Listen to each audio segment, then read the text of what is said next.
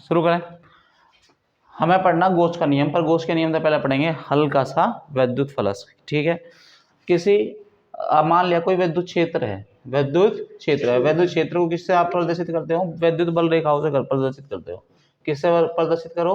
विद्युत बल रेखाएं, विद्युत बल रेखाओं से आप उनको क्या बताते हो?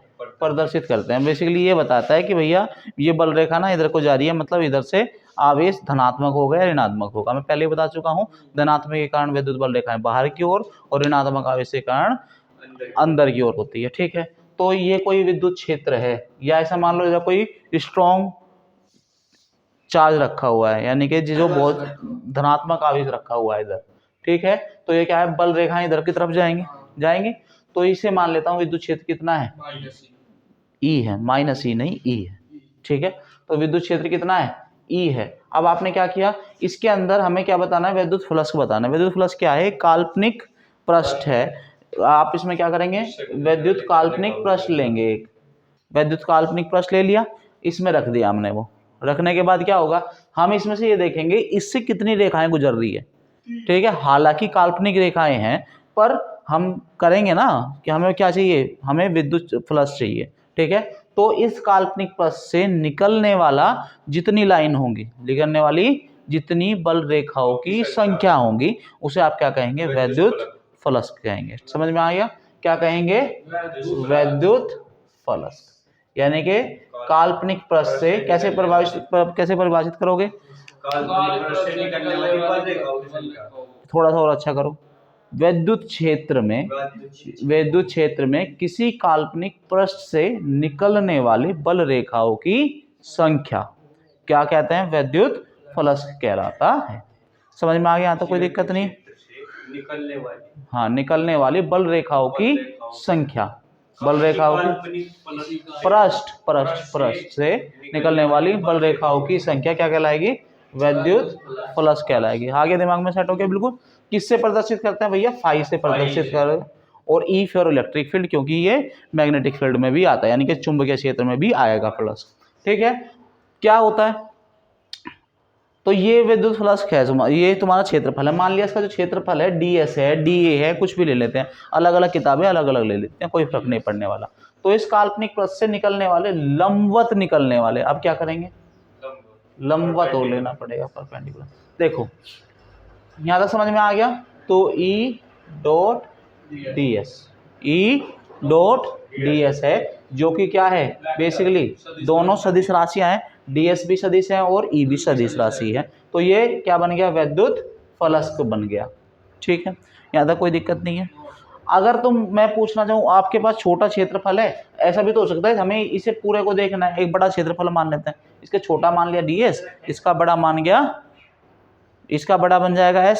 तो बड़ा बनाने के लिए क्या कर देते हैं? इसका समाकलन कर देते हैं E डॉट ds से। तो यानी कि टोटल फ्लक्स कितना हो जाएगा? फाई E बराबर हो जाएगा E डॉट ds। यहाँ तक कोई दिक्कत नहीं है? यहाँ तक कोई दिक्कत नहीं है? ठीक है, अब तुम्हारा जो EDS जो होता है ना, E डॉट ds जो होता है, दो सदिशों का अदिश गुणन है, दो सदिशों का अदिश गुणन है, जो कि क्या हो जाएगा? EDS cos theta. कल ही तो बताया था, EDS कोस थीटा। समझ में आ गया यहाँ तक? ठीक है, अब आप कह सकते हो कि भैया चलो आप ये बता रहे हैं कि ये ds क्षेत्रफल है। अब क्या होता है? आज तक हमने पढ़ा था लंबाई गुना चौड़ाई। सपोज करो आपने क्या लिया? आयत ले लिया, तो उसका जो क्षेत्रफल होता है L क्रॉस B, यानी कि लंबाई गुना चौड़ाई होता है। इसमें दिशा कहाँ है? दिशा तो होती ही नहीं है। तो हम क्या करते हैं, इसकी जो दिशा होगी ना, वो बाहर की ओर लेंगे। देखो यहां से बाहर की ओर, या तो उसकी बाहर की तरफ होगी जिधर हमारा अंगूठा है, ठीक है, और या फिर अंदर की तरफ होगी। तो इसकी दिशा क्या होगी? या तो अंदर की तरफ होगी या बाहर की तरफ होगी। जैसे बोर्ड है, कोई बोर्ड के ऊपर यदि आप इसकी क्षेत्रफल की दिशा यानी कि इसका एकांक सदिश देखना चाहते हैं, तो क्या होगा? बाहर की तरफ होगा या अंदर की तरफ होगा। समझ में आ रहा है कि नहीं आ रहा? ठीक है, अंदर एक ही तरफ होगा, दोनों तरफ नहीं होगा। ठीक है, हाँ, तो या तो आप अंदर की तरफ लेंगे, अगर कर्ल ऐसे करोगे तो ऐसे हो जाएगी फिंगर, और अगर ऐसे करोगे तो अंदर की तरफ चला जाएगा। ठीक है, कोई दिक्कत नहीं है। तो EDS कोस थीटा, थीटा क्या है? थीटा एंगल है E में। सपोज करो ये आपकी n कैप इधर है, यानी इसका जो क्षेत्रफल सदिश है ये है, NDS है, ठीक है। तो इसकी दिशा भी इधर ही है, इसकी दिशा भी है, तो यानी कि एक तरीके से क्या बन रहा है, आपका एंगल बन जा रहा है। समझ में आ रहा है कि नहीं आ रहा? अगर एक लाइन इधर जा रही है, दूसरी भी इधर ही जा रही है, तो एंगल कितना बनेगा, 90 के जीरो जीरो बनेगा ना। 90 कैसे बनता है, ऐसे 90 तो ऐसे बनेगा ना, 90 ऐसे बनेगा। अगर बल रेखा यानी कि आप क्या कर दें, बल रेखाएं, यहाँ तक समझ में आ रहा है कि नहीं आ रहा? आ गया। अगर थीटा आपका, अभी थीटा के ऊपर डिपेंड करेगा कि उसमें से फलस कितना निकलेगा और कितना नहीं निकलेगा। हाँ देख, इधर भी जा रहा है, किधर है, ई भी इधर है, और आपका DS यदि NDS भी इधर ही है, तो एंगल कितना, एंगल बन ही नहीं रहा ना। तो दोनों एक ही तरफ तो जा रहे हो। जब आप वो लेते हो, प्रोटेक्टर बनाते लेते हो या चंदा लेते हो, ऐसे नहीं बना होता, ये 0 है जी, ये आपका 10 हो गया जी, ये आपका 20 हो गया, 30 हो गया, 90 हो गया, ये आता नहीं है। तो ये वाला जो एंगल होगा, ये वाला तो 0 ही होगा ना, तो यानी कि ये क्या हो जाएगा, 0 हो गया। अगर आपने क्या लिया, 90, ये आपने क्या ले लिया, 0 ले लिया, थीटा कितना लिया, 0, यानी कि क्या हो जाएगा, ठीक है। अगर आपने क्या कहा, ये विद्युत क्षेत्र है आपका, MCQ बनता है, यहां से एक न्यूमेरिकल भी आ सकता है, ठीक है। तो क्या हो सकता है, आपने क्या किया, इसमें विद्युत क्षेत्र, इसे पृष्ठ को ऐसे रख दिया, पृष्ठ को ऐसे रख दिया, ठीक है। तो इसकी दिशा कैसे, या तो ऊपर की तरफ या नीचे की तरफ, ठीक है। और इसका ई किधर बन रहा है, इधर बन रहा है, ठीक है। कितना बन गया, 90 बन गया, 90 बन गया। और फाई ई क्या होता है, ई डॉट ds होता है, यानी कि EDS कोस थीटा हो गया, EDS कोस थीटा की जगह क्या रख दूं, 90 रख दूं। और कोस 90 की वैल्यू कितनी होती है, 1/2 होती है। कोस 90 ओ कोस, अच्छा, साइन 0 की कितनी वैल्यू होती है, हाँ जो 0 की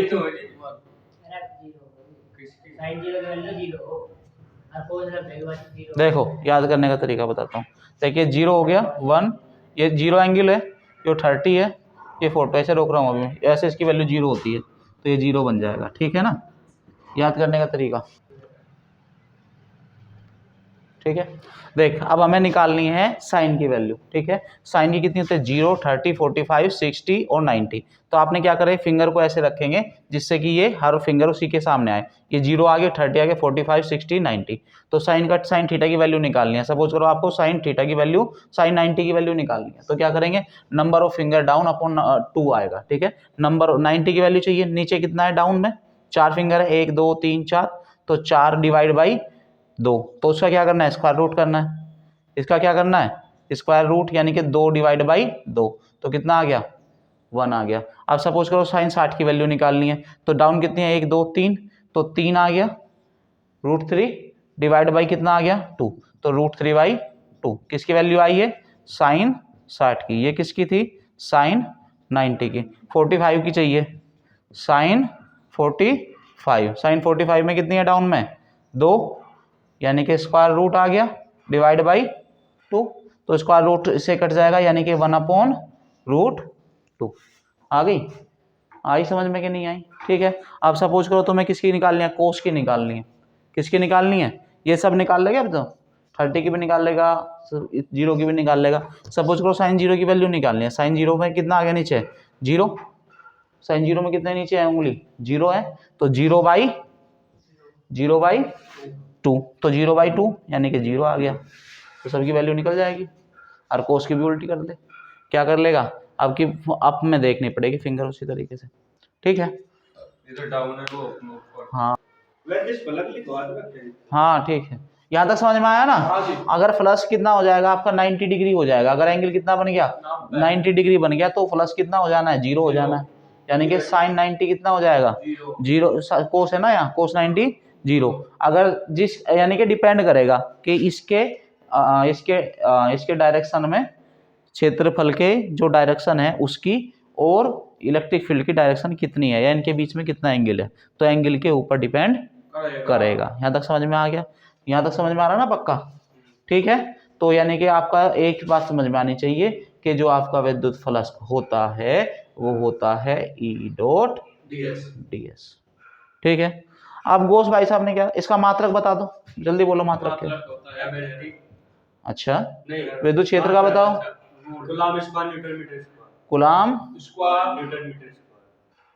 स्क्वायर, अरे न्यूटन ले लो ना, न्यूटन पर गुलाम, न्यूटन पर गुलाम। इसका क्या होता है, एल स्क्वायर मीटर स्क्वायर हो गया, न्यूटन मीटर स्क्वायर पर गुलाम हो गया।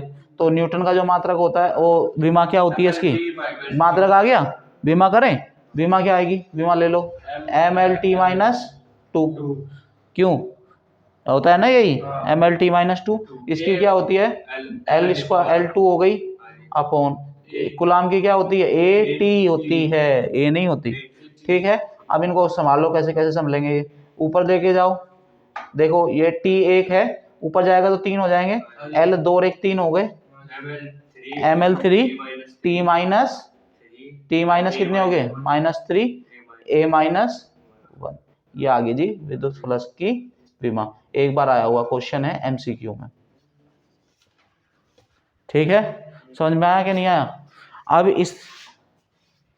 अब क्या करेंगे, फ्लक्स समझ में आ गया। तो गोस भाई साहब ने क्या किया, इसी फ्लक्स को पकड़ लिया उसने क्या किया, गोस ने ये कहा कि भैया ठीक है आपने विद्युत फ्लक्स बताया मुझे। अब उसने क्या किया कि अगर कोई आवेश लूं मैं, कोई आवेश ले लूं, प्लस लूं या माइनस, कोई फर्क नहीं पड़ने वाला। ठीक है, तो इसके चारों तरफ में काल्पनिक पृष्ठ मान लेता हूं, काल्पनिक पृष्ठ मान लेता हूं, और वो आवेश जितनी भी बल रेखाएं आएंगी उस पृष्ठ से निकल के जाएंगी। समझ में आया कि नहीं आया। जितनी बल रेखाएं होंगी उस पृष्ठ से निकल के जाएंगी। उसने अपना उसको नाम दे दिया गॉसियन पृष्ठ। क्या कह दिया, गॉसियन पृष्ठ कह दिया। अब उसने क्या कहा कि भैया जितनी भी बल रेखाएं जाएंगी इस पृष्ठ से होकर जाएंगी, तो उसने इसको क्या कहा, गॉसियन पृष्ठ से मैंने इसको कवर कर दिया। तो उन्होंने क्या कहा कि भैया इस पृष्ठ से, यानी कि है तो ये काल्पनिक ही पृष्ठ ना, तो इस पृष्ठ से निकलने वाली कुल वैद्युत फ्लक्स कितना हो जाएगा, वो उसने कहा कि भैया फाई ई, यानी कि टोटल विद्युत फ्लक्स, क्योंकि क्लोज है, मैं एक भी बल रेखा को अलग से नहीं जाने दूंगा। उसने बोला कि मैं एक भी बल रेखा को उससे अलग से नहीं जाने दूंगा। तो उसने कहा कि भैया एक काम करो, बंद पृष्ठ के नाम से मैं उसे कह देता हूँ। ठीक है ना, तो उसने क्या कहा, बंद पृष्ठ का समाकलन हो रहा है। हाँ ठीक है ना, तो E डॉट ds तो था ही पहले से ही। ठीक है, यहाँ तक कोई दिक्कत नहीं है। उसने कहा कि जब मैंने उसको निकाला तो वो निकल के आया जो उसके अंदर आवेश था, और उसको डिवाइड कर दो परमिएबिलिटी इन फ्री स्पेस, यानी कि निर्वात में विद्युतशीलता से उसको भाग दे दो। यानी कि उसने कैसे परिभाषित करोगे, हाँ Q अपॉन एप्सिलॉन नॉट। समझ में आया। तो उसे कैसे डिफाइन कैसे करोगे, किसी काल्पनिक पृष्ठ चलन दे हाँ हाँ, तो ये कैसे डिफाइन करोगे, किसी बंद पृष्ठ से, या इसे और अच्छे से करेंगे, किसी विद्युत क्षेत्र में या किसी आवेशी कारण। कहां से स्टार्ट करो, किसी आवेशी कारण लेखो, किसी आवेश के कारण बंद पृष्ठ से निकलने वाला कुल विद्युत फ्लक्स, उसमें उपस्थित आवेश का एप्सिलॉन, यानी कि 1/एप्सिलॉन नॉट गुना होता है। समझ में आया कि नहीं आया। फिर लाइन बढ़ाने के लिए क्या करेंगे, माना एक आवेश है जो कि Q है, उसके कारण विद्युत क्षेत्र E है, और एक उसका गॉसियन पृष्ठ मान लेता हूँ ds है, और इसमें फ्लक्स क्या हो जाएगा E डॉट ds, यानी कि ये क्या हो गया, ये गॉस का नियम बन गया। ठीक है, समझ में आ गया, यहाँ तक कोई दिक्कत नहीं है। अब इसका करेंगे वेरिफिकेशन। मतलब इसका सत्यापन तो करना पड़ेगा ना, उसने तो दे दिया पर हमें तो मानना पड़ेगा ना। हमें कैसे, इसमें हमारी मदद करेगा कूलाम का नियम। कूलाम के नियम से हम क्या करेंगे, इसे प्रूव कर देंगे। कैसे करेंगे, देखो हमने क्या है, माना कोई आवेश है, यही मान लेते हैं, माना कोई आवेश Q है, ठीक है, उसके कारण विद्युत बल रेखाएं निकल ही रही हैं, तो इस विद्युत क्षेत्र की तीव्रता जो मान लेता हूं मैं E मान लेता हूं। ठीक है, ऐसे लिखना है, माना एक आवेश Q जिसके कारण विद्युत क्षेत्र की तीव्रता E है। ठीक है, एक गॉसियन बंद पृष्ठ से घिरा हुआ है, या गॉसियन, हाँ काल्पनिक पृष्ठ बोल दो, एक बंद पृष्ठ बोल दो, गॉसियन पृष्ठ बोल दो, तीनों एक ही बात ही है, ठीक है ना, समझ में आ रहा है। किसी गॉसियन पृष्ठ से निकलने वाला कुल फ्लक्स कैसे लिखोगे, माना कोई आवेश Q जिसके कारण विद्युत क्षेत्र की तीव्रता E एक किससे बंधा हुआ है, गॉसियन पृष्ठ में रखा हुआ है, के कारण कुल विद्युत फ्लक्स E डॉट ds है, ठीक है, E डॉट ds है, ठीक है ना। तो ये क्या हो जाएगा, अब इसे वेरीफाई करोगे ना, इसे वेरीफाई करना है ना, तो E बराबर क्या हो जाएगा, E डॉट ds। समझ में आ रहा है कि नहीं आ रहा। देखो ये गोल है तो इसका जो क्षेत्रफल की डायरेक्शन होगी, क्योंकि ये गोल है ऐसे उभरा हुआ है, तो उसकी डायरेक्शन बाहर की तरफ हो गई, ऊपर की तरफ भी हो गई, इधर भी हो गई, समझ में आ रहा है ना, नीचे की तरफ भी हो गई, यानी कि जिधर बल रेखाएं आपकी निकल रही हैं उसी डायरेक्शन में आपका क्या हो गया, NDS भी हो गया। NDS कह दो, बहुत सारी किताबें सिर्फ इसे NDS भी लिख देती है, समझ में आ रहा है।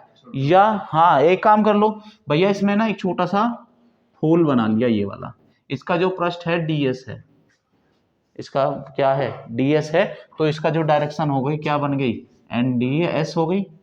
लो और अच्छे से करेंगे, दूसरी किताब है, ठीक है, समझ में आ रहा है। तो क्या करें, एक का छोटा सा क्षेत्र मान लिया इसमें, तो इसमें क्या आ गया, NDS आ गया, कोई दिक्कत नहीं है।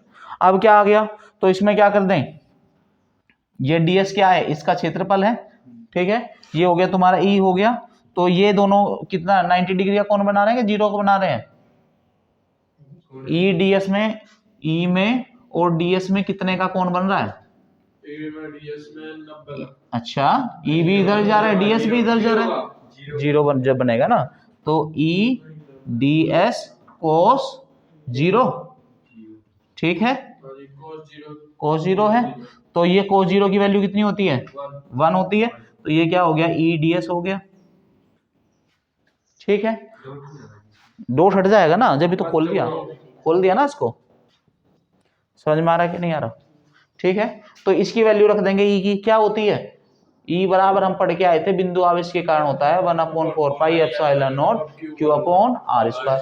मान लिया इसकी त्रिज्या कितनी है, R है गॉसियन पृष्ठ की, ठीक है, तो इस पे वैल्यू रख दो, तो फाई E बराबर कितना हो जाएगा, 1/4 pi epsilon not Q upon R square into DS, close surface है भाई, ठीक है। अब क्या कर देंगे, या इसे, ये सारा कांस्टेंट है और आवेश भी कांस्टेंट है, बाहर उठा के ले आओ, बाहर ले आए, 1/4 पाई एप्सिलॉन नॉट और Q भी बाहर आ गया कि नहीं आया, आ गया, इंटू अंदर कौन बच गया, DS। ये गोला है तो इसका ये क्षेत्रफल कितना हो जाएगा, क्षेत्रफल पृष्ठ कितना हो जाएगा, 4 पाई R स्क्वायर, 4 पाई R स्क्वायर, R, अच्छा नहीं वो तो आयतन होता है, तो इसका जो वक्र पृष्ठ होगा वो होगा 4 पाई R स्क्वायर, रख दूं इसमें, ठीक है, रख दे भैया, Q upon 4 pi epsilon not Q, यानी कि ये हो जाएगा 4 पाई R square upon R square, क्यों, इस वजह से क्योंकि आपने क्षेत्रफल निकाल दिया, जैसे जब आप dx का डिफरेंशिएशन इंटीग्रल करते हैं, dx का इंटीग्रल करोगे तो क्या जाता है, x, आपने x की वैल्यू तो रख दी ना, x की वैल्यू रख दी कि नहीं रख दी, तो x हट, यानी कि ds हट गया, तो x से R स्क्वायर कट गया, 4 पाई से 4 पाई कट गया, तो कितना आ गया, Q अपॉन एप्सिलॉन नॉट, और ये क्या था, यही तो गोस भाई साहब बता के गए थे आपको, ठीक है ना, और ये क्या आ गया, ये क्या है, इसका टोटल फ्लक्स है, ठीक है ना, so we can say that phi E बराबर हो गया E डॉट DS इक्वल हो जाता है Q अपॉन एप्सिलॉन नॉट, ठीक है। कुछ किताबों में इसको घन कोण से भी दिखाया गया है, घन कोण का कंसेप्ट भी जोड़ा गया है, ठीक है, हाँ इस वाले को घन कोण कह के उसका कंसेप्ट जोड़ा गया है, कोई दिक्कत नहीं है, उससे भी कर सकते हैं, हमसे दोनों तरीके से कर सकते हैं, घन कोण वाले से भी कर सकता है और आप डायरेक्ट मेथड से भी कर सकते हैं, नहीं घन कोण का सिस्टम अलग है, बताऊंगा सर, यहाँ तक समझ में आया।